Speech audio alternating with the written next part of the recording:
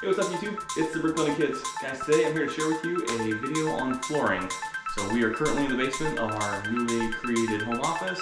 We have had a previous video on creating your wall, putting your wall up, sanding, spackling, and painting. We are moving on to flooring. So I'm going to share with you our experience with the style selection from Lowe's and show you how we get this installed and see the progress on our room. So let's get started. Here we go.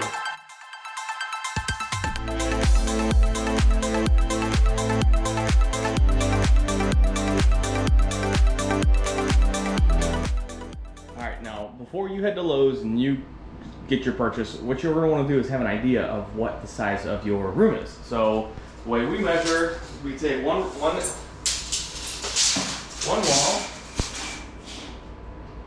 Okay, we're at 11 feet. We'll take our next wall.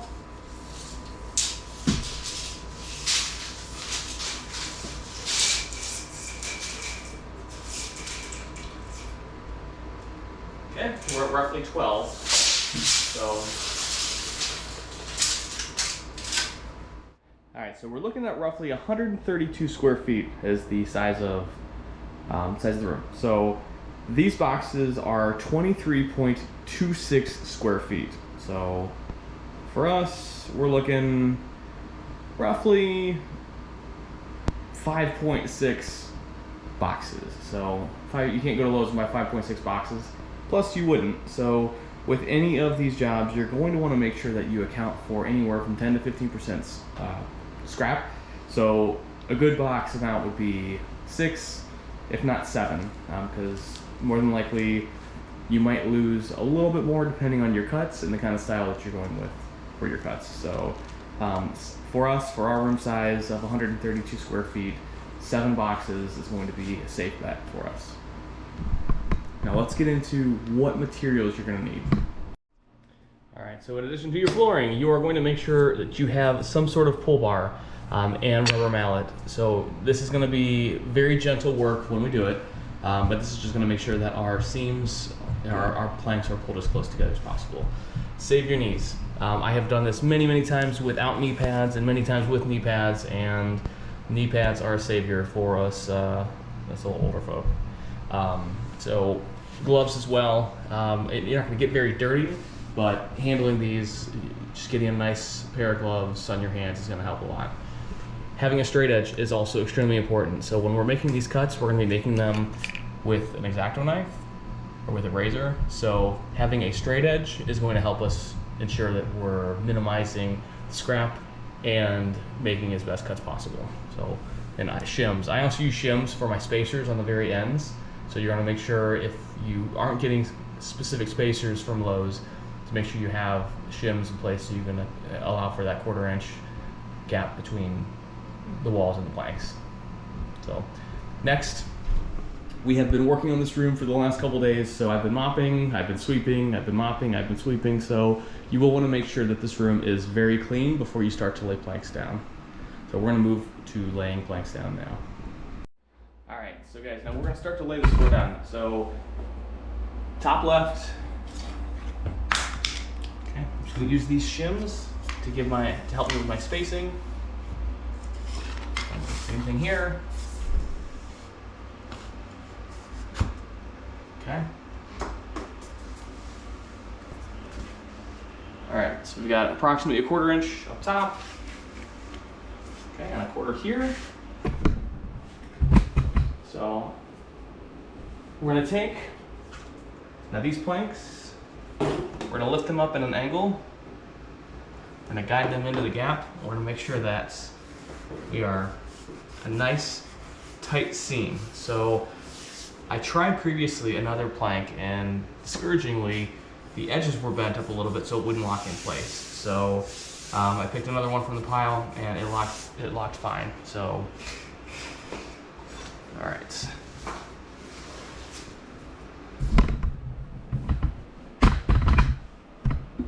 Okay, so let's see how our next one fits.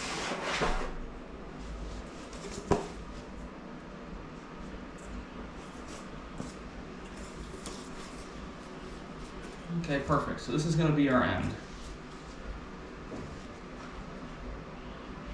So what I do in these cases is I butt my piece right up against the wall over here, and then I'm going to take here. So I guess I'm going to push this up against the wall, and I'm going to take this plank here, and I'm going to draw a line with a marker on the one underneath. So what we're going to do in here, we're going to take this piece off.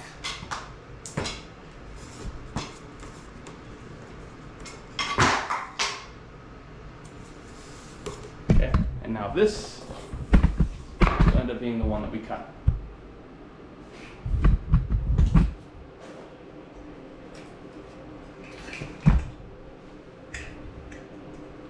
Okay, and now our cutting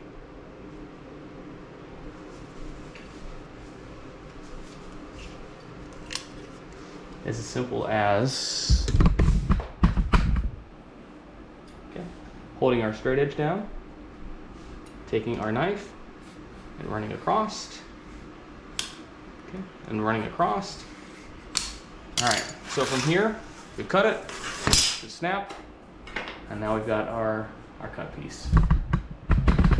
Okay, so we'll take this and we'll relay this one over here.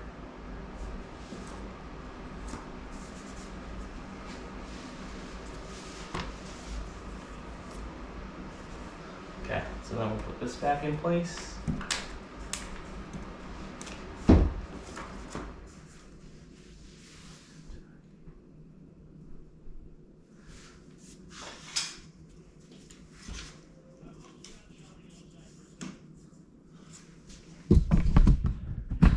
we'll just put this here. Perfect.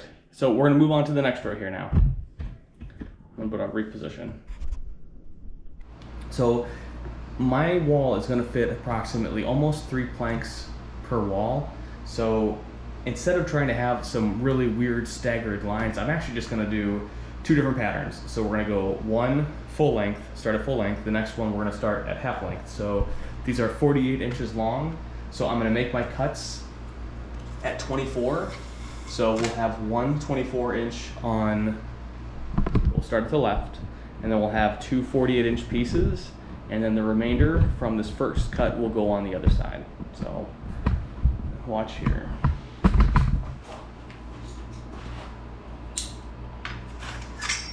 Okay, so this is 24 inches. So I know that just as long as I have it level, we're at 24.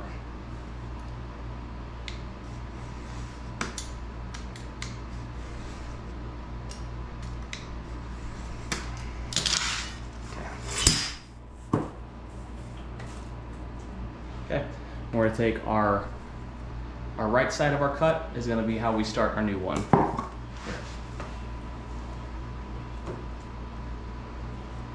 Okay, and what I like to do with these is I like to make my whole row first. So I'm going to make my whole row, and then I'm going to attach all of it at once. For our next piece, okay, we'll attach in here.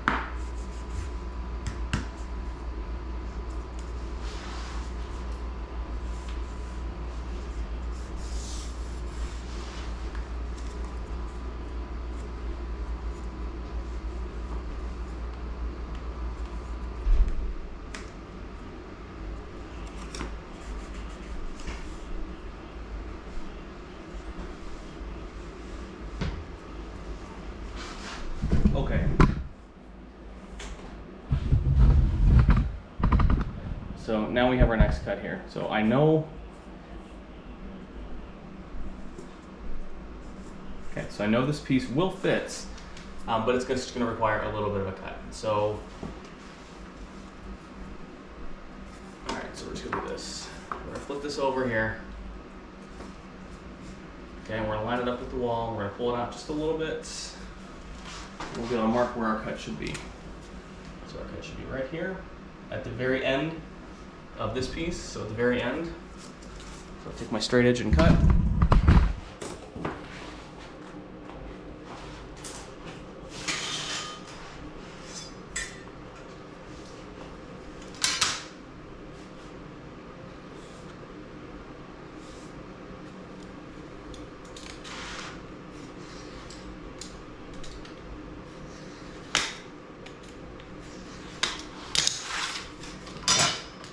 Remember how I said that 15% scrap? So this is what goes to that, the 10 to 50% scrap. Like every time we cut this, we can't reuse this. We can't make a row of just these. So, you know, this is the excess that you're gonna end up paying for that you're not gonna end up using. But did you notice I started to do is I'm just using them as spacers now. So, you know, it's not a great use of spacers, but I'm sorry, it's not a great use of the floor, but you know, it's something we can use. So we're gonna attach this here.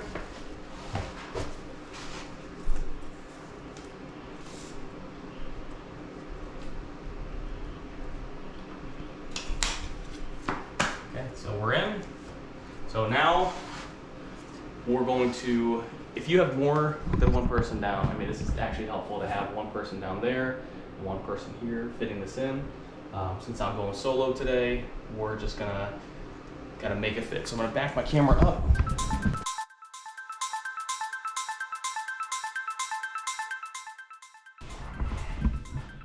All right, so it is in. You know, I'm gonna work on some of these edges because I still don't, these aren't going down very well in comparison to, you know, previous floors we built. So I'm gonna mess with these and see if we can get a better handle on how to lay these down better, because the interlocking is just not working right. It is just not, like the left ends, they're just way too flimsy. They just keep popping out.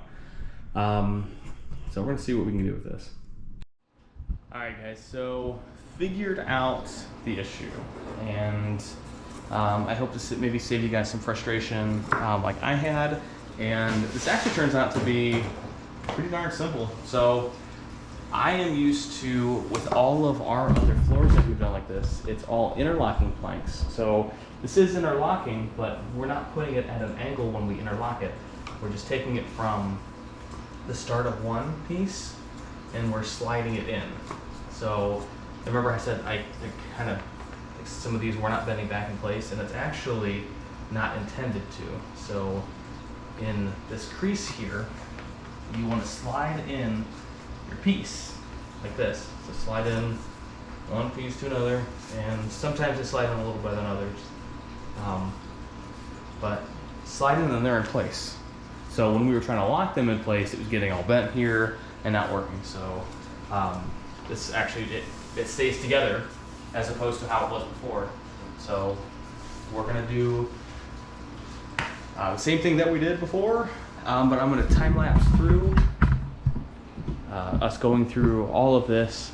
If I get to some funky cuts, we'll stop and take a look, but I'll show you guys how the rest of this proceeds.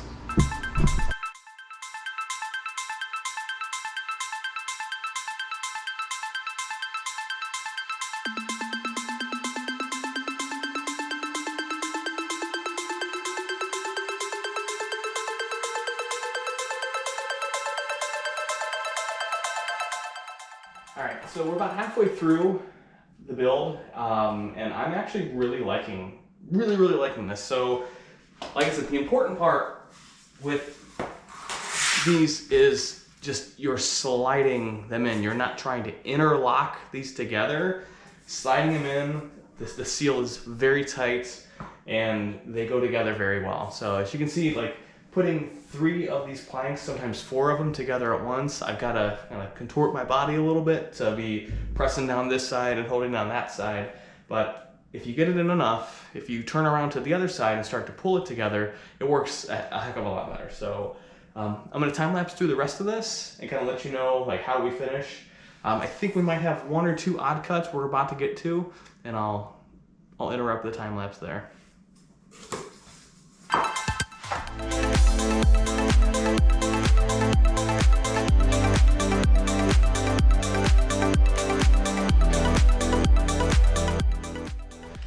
Alright guys, so we've met our first strange cut. And when I say strange cut, I mean we have a very little bit to go here and a very little bit to go here. So what I'm going to do with this is I'm going to take my marker and I'm going to mark out these spots where I want to cut from and cut to. So here, alright, I'm going to cut right here. This is going to be my first point. And then here, it's gonna be small, and if we wanted to be, I could get some big floor molding to go down here, but I'm gonna make it look right. So it's gonna be a very small piece here. Okay, so now, okay, we'll get this.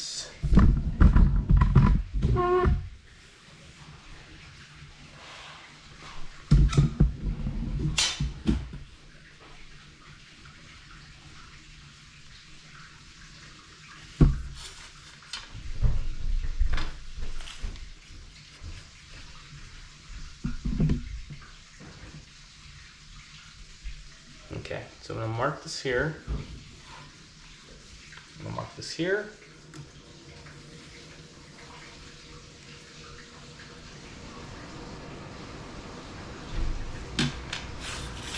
Okay, so at this point, you can do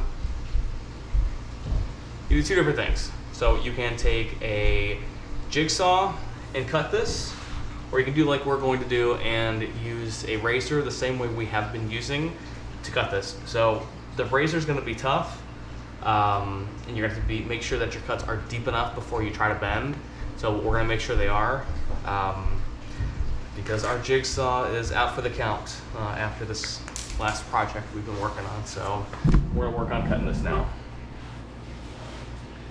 So, and one thing to help when we're cutting this, turn this so I have a better view.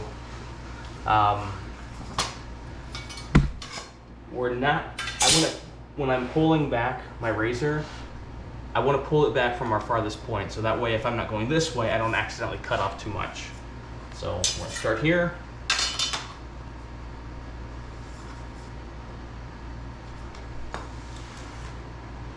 And I may not, or I know I didn't mention this, but you guys will want to refresh your razor blade multiple times throughout this project. So this is a newer blade.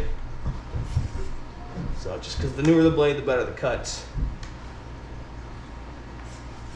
These scenarios where we need to make sure we've cut it nice and deep, getting a new one is best.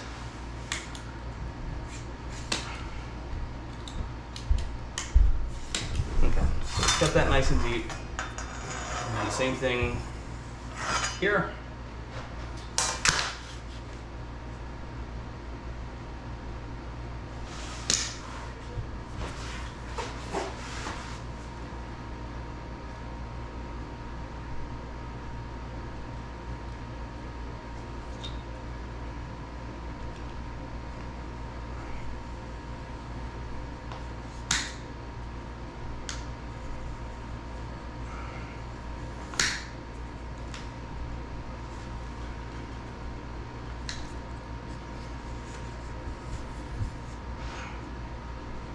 Now my razor has cut deep enough, so I don't necessarily have to keep using the straight edge here, or using that crevice. Okay. I'm gonna go a couple more times here.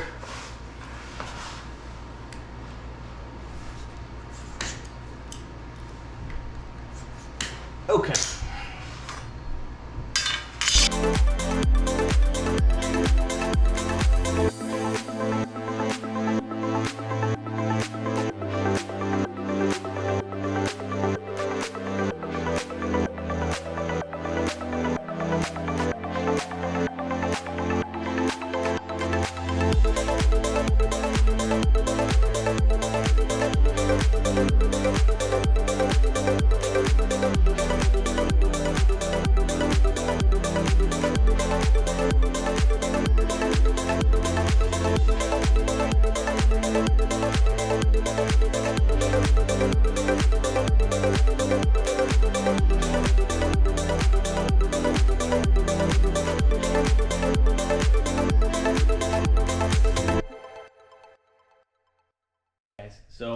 not finished. There's a couple small things that I just want to point out. So our end cut was super close. So we were good. We met up here, but we did have a very small cut here.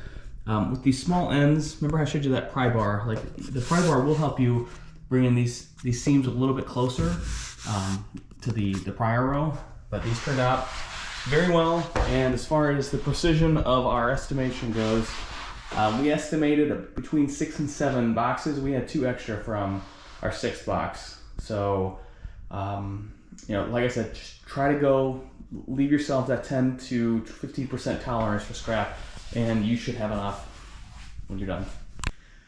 Appreciate you guys tuning into our video. The floor is done. We get some rest until our next project. Just gotta move in all the stuff from my office. So appreciate you guys tuning in. Thanks for watching the Brick Building Kids, and have a great day. Thanks for watching.